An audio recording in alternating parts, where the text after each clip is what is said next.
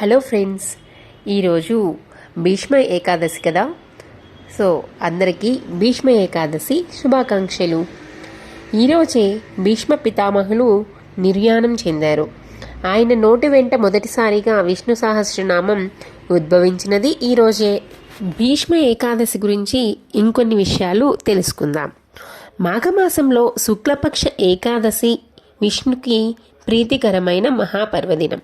ఈ రోజున నారాయణార్చన, శ్రీ విష్ణు సహస్రనామ పారాయణ, జప ఉపవాసాదులు విశేష ఫలాలను ఇస్తాయి.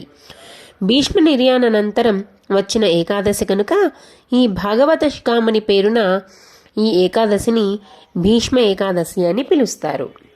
గంగామాత స్త్రీ రూపంలో గర్భధారి అయి వసువులను కుమారులుగా కన్నది.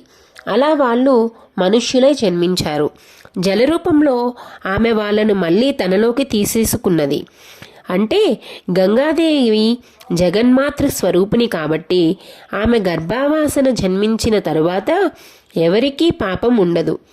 అయితే ఏ కారణం చేతనో ఆమె గర్భాన 8వ వాడుగా జన్మించిన భీష్ముడిని ఆమె గంగలో పారవేయబోతుంటే ఆమె భర్త అయిన శంతన మహారాజు ఆమెను వారించాడు.